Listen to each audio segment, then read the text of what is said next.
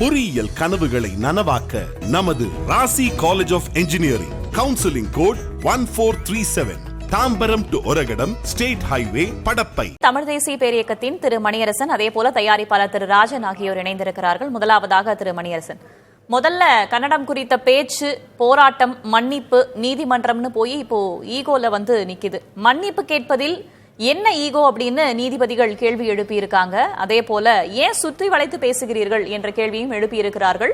அவர் கடிதம் எழுதிய பிறகும் கூட. எப்படி பார்க்கிறீங்க மணியரசன்? அதாவதுங்க, இந்தியா முழுவதிலையும் ஒரு உயர்நீதிமன்றம் ஒரு வழக்கை விசாரிக்க எடுத்த உடனேயே தீர்ப்பு வழங்கியது இந்த வழக்காக தான் இருக்கும். இன்னைக்கு எடுத்திருக்காரு நாக பிரசன்னா என்ற நீதிபதி, கர்நாடக உயர்நீதிமன்ற நீதிபதி. விசாரித்து எது தப்பு எது சரி என்ன என்று அவர் தீர்ப்பு வழங்குறதுக்கு அவகாசம் தேவை. எடுத்த எடுப்புலேயே தீர்ப்பை வழங்கிட்டு சொல்றாரு, இது ஒரு விசாரணையா, இது நீதி முறையா, இது உச்ச நீதிமன்றத்தை தான் அணுகணுது. நாக பிரசன்னா அன்னைக்கு எடுத்திருக்க அணுகுமுறை என்பது சட்டப்படி சரியா என்பதை நம்ம உச்ச நீதிமன்றத்தை அணுகி விளக்கம் கேட்கணும் அல்லது மேல் நடவடிக்கை எடுக்கணும். இது நீதிமுறையே இல்லை. நாகப்பிரசன்னா பேசிக்கிறது தெருவில் கமலஹாசன் படத்தினுடைய போஸ்டரை கிழித்து கொண்டு மன்னிப்பு கேட்க வேண்டும் என்று சத்தம் போட்ட அந்த கன்னட வெறியர்களுக்கும் உயர்நீதிமன்ற நீதிபதி இப்படி கூறியதற்கும் என்னங்க வேறுபாடு இருக்கு? நீங்க என்ன விசாரிச்சு என்ன பண்ணீங்க? அவர் ஒரு கடிதம் கொடுத்திருக்காரு. அந்த கடிதமும் உயர்நீதிமன்றத்தில் தாக்கல் பண்ணியிருக்கு, கமலஹாசன் கொடுத்த கடிதம். இதையெல்லாம் பரிசீலித்து ஒரு அவகாசம் கொடுத்து எதையுமே பண்ணாமல் எடுத்த எடுப்பிலே மன்னிப்பு கேட்க வேண்டும் என்று சொன்னது கன்னட வெறியர்கள் தெருவில் போட்ட கூச்சலுக்கும் உயர்நீதிமன்றத்தில் நம்முடைய மாண்புமிகு நீதிபதி சொல்லியிருக்கிற தீர்ப்புக்கு என்ன வேறுபாடு இருக்கிறது? ஒரு நீதி முறையா இது? கிரிமினல் ஜஸ்டிஸ் சிஸ்டம்னு இருங்க, எப்படி நீதி வழங்கணும்னு இருக்கு. அது கிரிமினல் ஜஸ்டிஸ் சிஸ்டமா இது? நாக பிரசன்னா சொல்லியிருக்கிறது. எனவே அடுத்தது அவர் சொல்றாரு பாருங்க, நீங்க இதெல்லாம் சொல்லலாமாங்கிற ஈகோ பார்க்காதீங்க. ஈகோ பார்க்கறாரு, சுத்தி வளைச்சி பேசுறாரு. எடுத்த எடுப்புலயே எல்லாம் ஒரு நாள் விடல, 10 நிமிஷத்துல முடிக்கிறாருங்க நாகப்பிரசன்னா. இது என்ன நடுநிலையாங்க? இது நீதி முறையா? இது உச்ச நீதிமன்றத்துக்கு போகணுங்க. அது இப்படி அப்படிலாம் சொல்றாரு அவரு. அடுத்தது மொழியியல் அறிஞரான்னு கேட்கிறாரு. நான் கேட்கிறேன், 2 விஷயம் இருக்கு.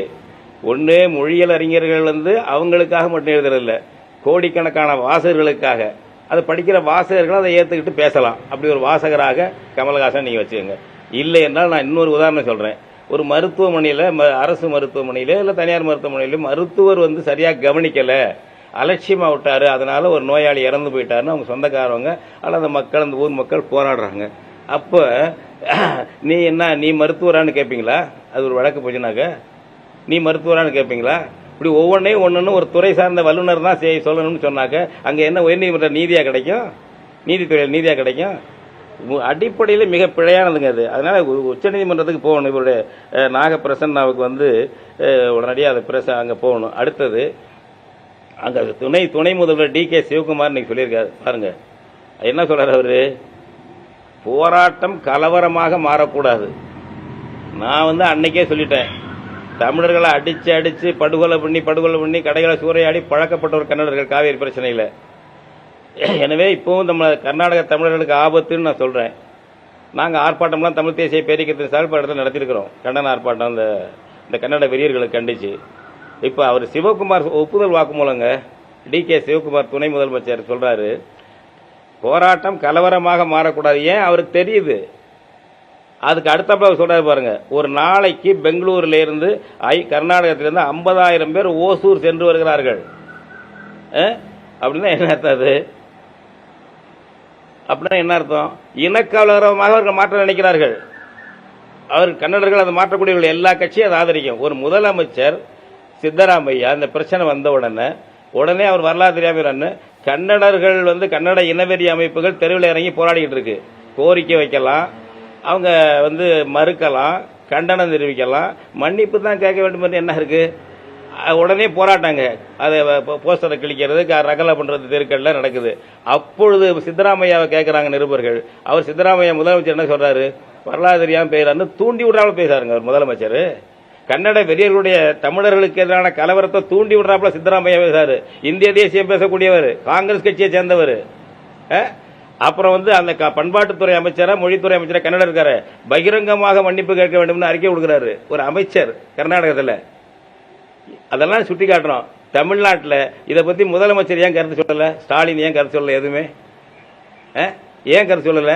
அப்ப நான் சொல்றேங்க, திராவிட பங்காளி அப்படின்னு நினைக்கிறீங்க. உங்க கூட்டணி தேர்தல் கூட்டணி, அதனால தமிழன் தமிழினா தமிழ்நாட்டு கல்வி கலை தோழமை கட்சியுடைய நடிகர் கமலஹாசன் கேடு போட்டு போனால் என்ன, கன்னடருடைய உறவு தான் தேவை என்று மு.க. ஸ்டாலின் நினைக்கிறாரு. அவர் திராவிட இன உறவு கொண்டவர். எடப்பாடி பழனிசாமிக்கு என்ன உறவுங்க? எதிர்கட்சி தலைவர் ஏங்க பேச மாட்டேங்கிறாரு? தமிழ்நாடு இப்படி இருந்தா அவன் அடிக்காம என்னங்க பண்ணுவான் நம்மள? ஒரு அனாதை, அரசியல் அனாதையால் நம்ம இருக்கிறோங்க. யார் மற்றவங்க பேசக்கூடாதா? எதிர்கட்சி தலைவர் எடப்பாடி பழனிசாமி என்ன ஏன் அதை பத்தி ஒன்றும் கருத்து சொல்லல, கண்டனம் சொல்லல? இந்த மாதிரி நம்ம அரசியல் அனாதைகளா இருக்கிறோம். அதை ஞாபகம் வச்சுக்கோங்க.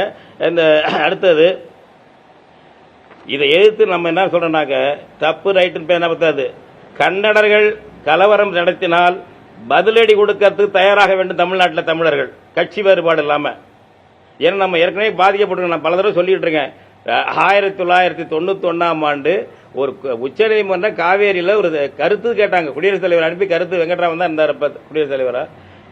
அதாவது தீர்ப்பாய ஒரு ட்ரிபியூனல் இடைக்கால தீர்ப்பு ஒன்று கொடுக்குது, அது செல்லாது அப்படின்ட்டாங்க கர்நாடகத்தில். உடனே வந்து செல்லுமா செல்லாதான்னு கேட்கறதுக்கு உச்சநீதிமன்றத்துக்கு கருத்து கேட்கறாங்க. உச்சநீதிமன்றம் சொல்லுது 91 வந்து நவம்பர்ல சொல்லுது, இறுதி தீர்ப்புக்கு என்ன அதிகாரம் உண்டோ அது இடைக்கால தீர்ப்புக்கு உண்டு அப்படின்னு சொல்லுது உச்சநீதிமன்றம். அந்த தீர்ப்பு வந்த உடனே நம்ம இங்க ஒண்ணு கலவரம் பண்ணல தமிழ்நாட்டில். உடனே கர்நாடகத்தில் பந்த், அப்ப பங்காரப்பா என்று ஒரு காங்கிரஸ்காரர் முதலமைச்சர் பந்து அறிவிக்கிறார். அந்த ஆளு சொல்லி தகராறு பண்றாங்க, இனப்படுகொலை பண்ணாங்க, நம்மள தமிழர்களை இனப்படுகொலை பண்ணாங்க. தமிழச்சியாங்க கிட்டத்தட்ட 2 லட்சம் பேர் அகதிகளா வந்தாங்க.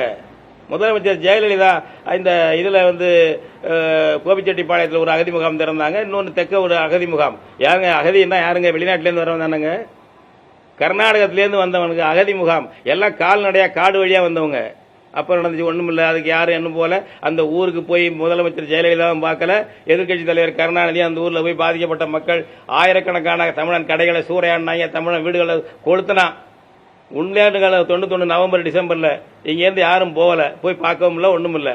அதன் பிறகு பாருங்க நம்ம எதிர்வினை எதுவும் ஆற்றல. 2016 உச்சநீதிமன்றம் இதே காவேரி பிரச்சனையில் சொல்லுது, ஒரு அப்பாரட்டஸ் அமைக்கணும், தீர்ப்பு இருக்கு, இறுதி தீர்ப்பெல்லாம் இருக்கு, சரிதாப்பா, அதை செயல்படுத்துறதுக்கு அவங்களே தீர்ப்புல சொல்லிருக்காங்க, தீர்ப்பாயத்தின் இறுதி தீர்ப்புல சொல்லியிருக்காங்க, ஒரு போர்டு அமைங்க பக்ரானங்கள் இருக்கிற மாதிரி, அப்படி ஒரு ஆணையம் அமைங்கன்னு சொல்றாங்க. அப்படின்னு சொல்லி அதை அமைக்கணும்னு சொல்லுது சுப்ரீம் கோர்ட். உடனே கர்நாடகத்தில் கிளம்புறாங்க பாருங்க, தகராறு பண்ணி. நம்ம தமிழன் KPN பேருந்து, ஆம்னி பேருந்து, 100கணக்கான பேருந்தை கொளுத்தி ஏற்றி சாம்பலாக்குனாங்க. இந்த விவகாரம் ஆரம்பித்து போராட்டம், மன்னிப்பு, நீதிமன்றம் அப்படின்னு சென்று கொண்டிருக்கிறது. இதை தாண்டி வேற எதுவும் நிலைக்கு செல்லக்கூடாது அப்படின்றதுதான் அனைவருடைய ஆவம். நம்ம தொடர்ந்து பேசலாம் திரு மணியரசன். பொறியியல் கனவுகளை நனவாக்க நமது Rasi college of engineering, counselling code 1437, Tambaram to Oragadam, state highway, Padappai.